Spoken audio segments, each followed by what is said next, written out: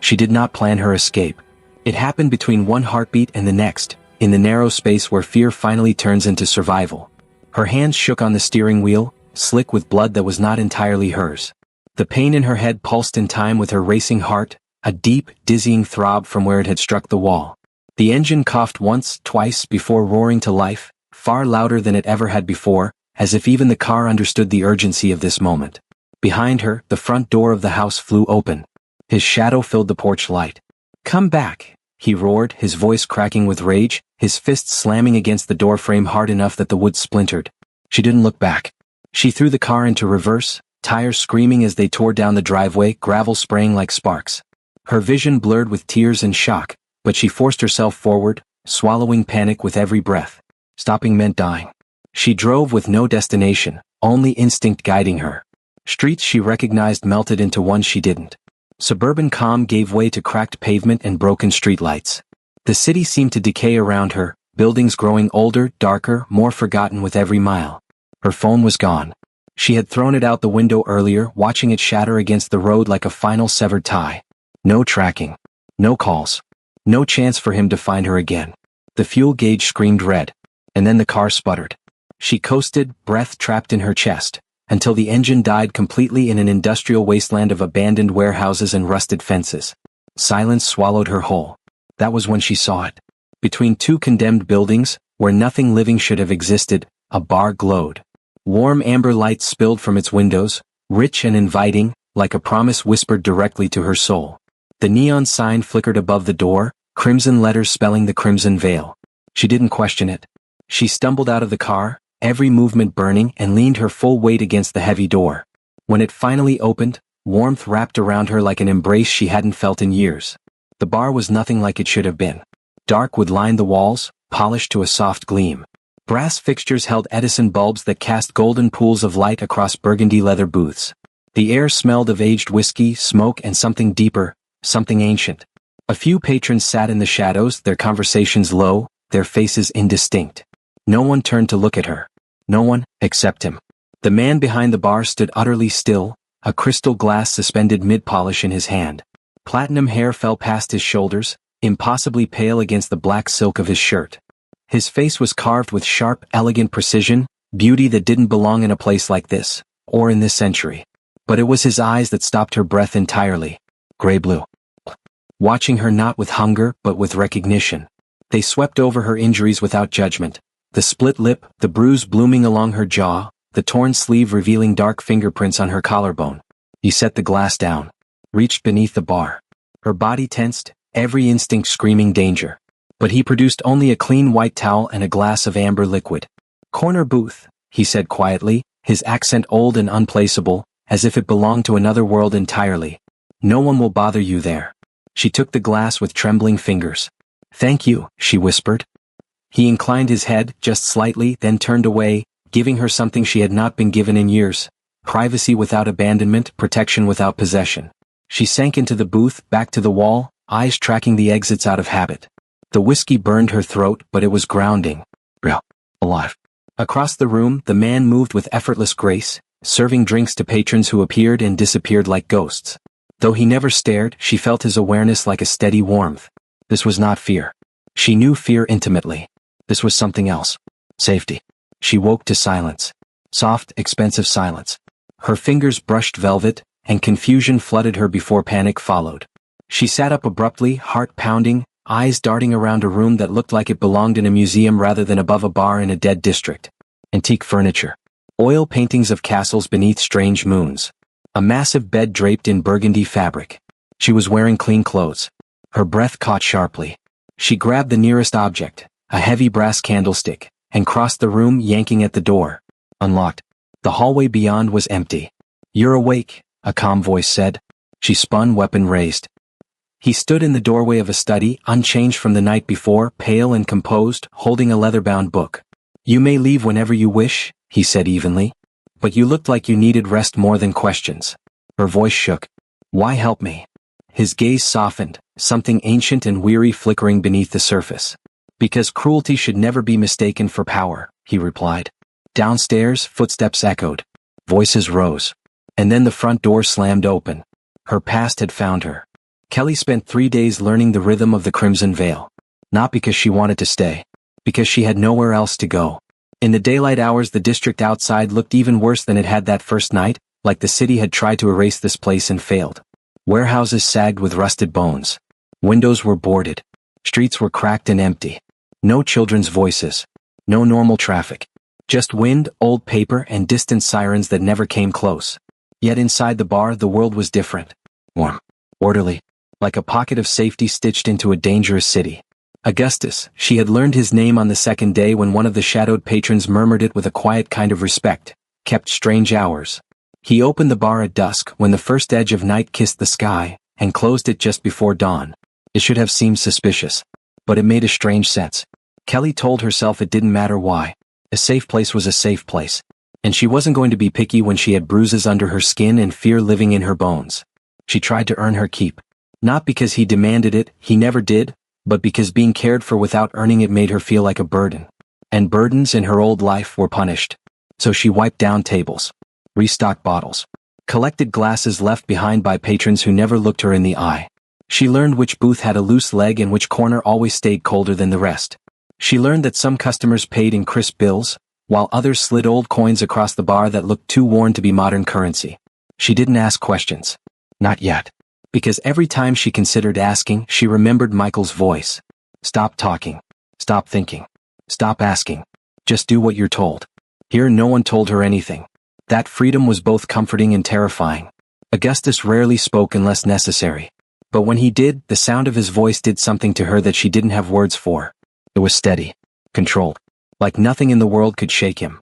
Sometimes she caught him watching her, not with ownership, not with hunger, but with a sharp, unreadable focus. As if he was measuring something deeper than her bruises. And that was the strangest part. He didn't treat her like a broken thing. He treated her like someone who deserved respect. On the fourth night, the bar was half full. The amber lights glowed soft against burgundy walls. Jazz hummed low from speakers. The air smelled like aged whiskey and polished wood. Kelly was behind the bar wiping a row of glasses when she felt it. Not a sound. A shift. A subtle tightening of the room, like the air itself had drawn a breath. The front door slammed open hard enough to rattle the glass panes. 2 men walked in. They didn't belong.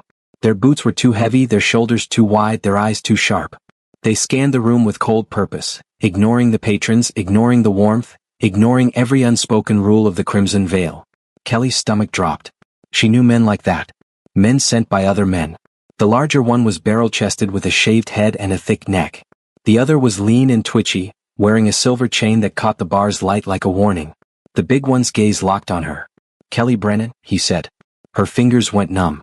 Her hand slipped. The glass in her palm shattered against the floor. Every conversation in the bar went quieter. Not silent. Just lower.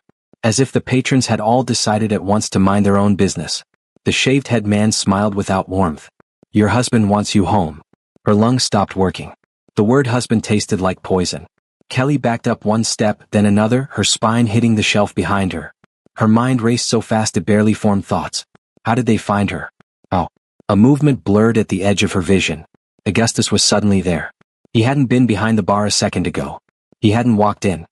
He simply appeared, placing himself between Kelly and the men with an effortless calm that made her knees weak. His hands rested lightly on the polished wood of the bar, fingers relaxed as if he had all the time in the world. His expression didn't change. But the temperature in the room dropped by a fraction. The lady isn't interested, Augustus said softly. The shaved-head man laughed. Not asking, pretty boy. He took a step forward, eyeing Augustus like he was something annoying on the bottom of a shoe. My boss pays good money. We don't leave without her. Kelly did not sleep that night.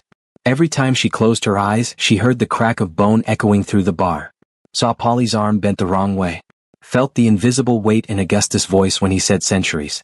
She sat on the edge of the bed upstairs, knees pulled to her chest, staring at the faint glow of the city through tall windows. Somewhere below, the Crimson Veil hummed quietly as Augustus finished closing for the night. He hadn't told her to stay in the room. He hadn't locked the door. That, more than anything else, unsettled her. Freedom had always come with conditions.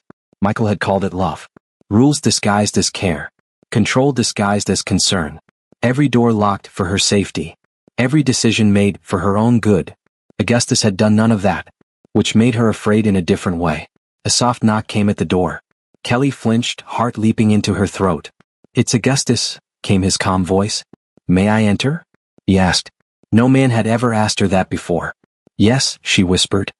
He stepped inside slowly as if careful not to crowd her space. In the low light, his presence was quieter than it had been downstairs, less imposing though no less powerful. "I thought you might want answers," he said. She swallowed. "I don't even know what questions to ask." "That's fair." He gestured toward the chair near the window. "May I sit?" She nodded. Augustus sat, long fingers folding together, posture relaxed but alert, like a warrior at rest. "You're afraid I'll become like him?" he said. Kelly's breath caught. "I didn't say." "You didn't need to." His gaze was steady. "Fear has a sound. Yours has lived in your chest for a long time." Her voice trembled. "You're not human. You're strong. Powerful. You could control me without lifting a finger." "Yes," he agreed simply. The honesty stunned her. "Then why don't you?" she asked. Augustus looked at her for a long moment before answering. "Because power taken is corruption," he said. "Power given is trust. And trust is sacred." The word settled deep inside her. Sacred. "I will protect you," he continued. "But I will never own you. I will never command your loyalty, your body, or your silence." Her eyes burned. "And if you want to leave," he added, "you may. Even knowing your husband will hunt you." Kelly's chest tightened painfully. "That doesn't feel like a choice," she whispered. "No," Augustus said softly. "It isn't. That's the tragedy of abuse. It steals choice first." Something in his voice carried an old sorrow. "How do you know so much about it?" she asked. His gaze drifted to the window, to the night sky beyond the city. "Because I have watched it repeat itself for centuries," he said. "Different names. Different faces. Same cruelty." Kelly hugged herself tighter. "What happens when they come back?" she asked. Augustus' jaw tightened. "Then we end it. Not fight. Not survive. And it." The certainty in his voice should have frightened her. Instead it steadied her. A sharp sound echoed from below. Blast. A crash. Augustus was on his feet instantly. "Stay here," he said. Kelly grabbed his sleeve before she could stop herself. "Please don't leave me alone." He paused, surprised. Then he nodded once. "Then stay behind me." They descended the stairs together. The bar doors hung open. Cold night air poured in. Michael stood in the center of the room. Her husband. His suit was immaculate. His smile practiced. His eyes furious. "Well," Michael said, clapping slowly. "There you are." Kelly's body froze. Michael's gaze flicked to Augustus. "You must be the bartender." Augustus didn't respond. Michael laughed. "She always did have a talent for finding men who think they're special." Kelly's breath hitched. "Come home," Michael said, voice dropping into the tone that had controlled her for years. "We'll forget this little episode." Augustus stepped forward. "Leave," he said calmly. Michael scoffed. "You don't know who she belongs to." The word snapped something inside her. Augustus' eyes darkened. "She belongs to herself," he replied. "And you no longer have permission to speak to her." Michael's smile vanished. He reached into his jacket. "Not a weapon. A small vial filled with black liquid. You think I came unprepared?" Michael sneered. "I know what you are." The air changed. The patrons vanished, gone so fast Kelly hadn't noticed them leaving. Augustus' voice lowered. "You have no idea what you've invited." Michael uncorked the vial and smashed it on the floor. The shadows moved. Something ancient stirred. Kelly gasped. Augustus stepped fully in front of her. "Close your eyes," he said. She didn't. She watched as the vampire king finally revealed what he truly was. His eyes ignited with silver fire. The room bent around him. The shadows recoiled like living things. Michael screamed, not in pain but in realization. "Please," he begged suddenly. Augustus didn't move. "I warned you," the vampire king said. "Abuse ends here." The shadows surged. When they receded, Michael lay unconscious on the floor, breathing, but broken. Augustus turned to Kelly. She was shaking. But she was standing. "You didn't kill him," she whispered. "No," Augustus said. "Justice isn't always death." He knelt before her. Not in submission. In respect. "You are safe tonight," he said. "And tomorrow we decide what you want." Kelly's eyes filled with tears she did not wipe away. For the first time, someone powerful had knelt for her, not to own her but to honor her. Kelly woke to sunlight she didn't remember inviting in. It spilled across the hardwood floor in soft gold bands, touching the edges of antique furniture and warming the burgundy curtains until they glowed. For a long moment she lay still, listening. No shouting. No slammed doors. No footsteps pacing outside the room. Just quiet. Her body didn't know what to do with quiet. She sat up slowly, half expecting the fear to rush back in like it always did once reality caught up with hope. But it didn't.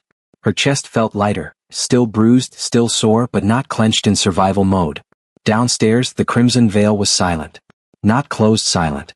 Resting silent. Like a great creature sleeping. She found Augustus in the kitchen, standing before an espresso machine that looked older than any appliance had a right to be. Steam hissed softly as he worked polished brass levers with practiced ease. "You don't have to make coffee for me," Kelly said quietly from the doorway. "I know," he replied without turning. "But you've been drinking instant packets for days, and that is an offense I cannot ignore." Despite herself, a small smile tugged at her lips. He poured a Demitasse cup and set it on the counter. "Black." "Yes." She took a sip and nearly closed her eyes. "Rich, smooth, alive." "How long have you had this?" she asked. "Since 1952, he said. "Milan. I watched them build the first prototypes. Everyone thought pressure and heat creating something beautiful was magic." He paused, then added dryly, "I still do." Kelly studied him. "You've lived a long time," she said. "Yes. And you've seen people like me before." His hand stilled. "Yes," he repeated more quietly. She hesitated. "What happens now?" Augustus turned to face her fully. "Now," he said, "you choose?" The word still felt fragile in her mouth. "Michael won't stop," she said. "Even after last night." "No," Augustus agreed. "But he has crossed a line that cannot be uncrossed. Humans who seek power they do not understand always do." Kelly frowned. "That vial. The shadows. He knew what you were." "Yes." "And that doesn't worry you?" Augustus' expression hardened slightly. "It does. Because he did not learn it on his own." A chill slid down her spine. "Someone told him." "Yes." She wrapped her arms around herself. "Someone like you?" "No," Augustus said firmly. "Someone lesser. Someone desperate." He studied her again, really studied her, and something unreadable flickered behind his eyes. "You felt it last night, didn't you?" he asked. "Felt what?" "The bar." She swallowed. "It feels safe. Like the world can't touch you here." Augustus nodded. "Because it cannot." He gestured around them. "The Crimson Veil is not simply a bar. It is neutral ground. Sanctuary. It has been for centuries." Kelly stared. "For who?" "For the vulnerable," he said. "And for monsters who wish not to be." Her heart skipped. "You built this place?" "I inherited it," he corrected. "And protected it. Every city has one, though most have forgotten them." She struggled to process that. "And me?" Augustus held her gaze. "You didn't stumble here by accident, Kelly." Her breath caught. "That's not funny." "I am not joking." The weight in his voice told her that much. "You crossed 3 districts without direction," he continued. "Your car died at the precise threshold of this ward. You saw the light when others do not." "Because I was desperate," she whispered. "Yes," he said gently. "And because desperation does not open doors that are not meant to open." Her pulse raced. "What are you saying?" Augustus stepped closer, not looming, not crowding, just enough that she could feel the gravity of him. "You carry something rare," he said. "Not power in the way vampires understand it, but resonance." She shook her head. "I'm not special." "That," Augustus said quietly, "is what makes you dangerous to those who rule through fear." She laughed weakly. "I couldn't even stop my own husband." Augustus' voice softened. "Survival is not weakness. Endurance is not submission." He reached out, stopping himself just short of touching her. "You spoke the ancient tongue last night." Her stomach dropped. "I did not," she said quickly. "You did," he said. "When the shadows surged. You whispered words older than this city." Kelly's hands trembled. "I don't remember that." "Trauma unlocks buried things," Augustus replied. "Your bloodline has always stood at thresholds." "What does that mean?" she asked. "It means," he said carefully, "that you were never meant to kneel." A knock echoed through the bar. 3 sharp raps. Augustus straightened instantly. "That will be the council," he said. Kelly's heart leapt. "Council? The ones who believe my protection of you is inconvenient." The door opened without waiting for permission. 3 figures entered, cloaked in dark finery, eyes glowing faintly. One of them smiled coldly at Kelly. "So this is the human," the woman said. "The one who makes kings careless." Augustus stepped forward, his presence expanding, ancient power rolling through the room like thunder under glass. "She is under my protection," he said. The woman's smile sharpened. "For now." Kelly felt it then. A pull. Not fear. Not weakness. Something inside her answered the room. The wards hummed. The crimson veil responded to her. And every vampire in the room noticed. Augustus looked at her, not with surprise. With confirmation. The queen who was never meant to kneel. The air inside the crimson veil vibrated. Not loudly. Not violently. But with a deep, ancient awareness, as if the walls themselves were listening. Kelly stood very still. 3 members of the council faced Augustus, their presence cold and deliberate, cloaked in elegance sharpened by authority. They were not like the men Michael had sent. These beings carried power with restraint, the kind that had been practiced for centuries. But Kelly felt something else now. Not fear. Recognition. The woman who had spoken first stepped closer, her gaze sharp as glass. You've broken protocol, Augustus Orion. You interfered in a human matter. You revealed yourself. Augustus did not flinch. I upheld sanctuary. You claimed her, the woman said, eyes flicking to Kelly. And that changes things. I did not claim her, Augustus replied calmly. I protected her. The third council member, a tall man with silver-threaded hair and eyes like storm clouds, laughed softly. You split hairs like a poet, old king. Kelly's heart pounded, but her feet did not move. That alone surprised her. She is human, the woman said. Fragile. Temporary. You risk imbalance. Kelly inhaled slowly. And then she spoke. I'm right here. All 3 heads snapped toward her. Augustus turned sharply. Kelly? I need to say this, she said quietly. Her voice didn't shake. I don't know your rules. I don't know your wars. But I know what abuse looks like. And I know what protection looks like. She met the woman's glowing gaze. And he didn't save me because I was useful. He saved me because it was right. The council chamber, because that was what the bar had become, fell silent. The wards hummed louder. The woman narrowed her eyes. Careful, human. Kelly swallowed, then stepped forward. For 7 years I lived under someone who called control love. I survived by becoming smaller, quieter, invisible. She looked at Augustus. He never once told me what to do. Never demanded loyalty. Never asked for obedience. Her voice steadied. If your world punishes that, then maybe your world is broken. The silence cracked. The storm-eyed council member stiffened. She feels it, he muttered. The third one stared at Kelly with open shock. The veil responds to her. Augustus closed his eyes briefly. When he opened them, something had changed. You knew, he said to the council. Didn't you? The woman's smile faded. We suspected. You knew she was a threshold bearer, Augustus continued. A living sanctuary. Kelly's breath caught. What does that mean? She whispered. Augustus turned to her, his expression reverent. It means safety follows you. It means places like this answer you.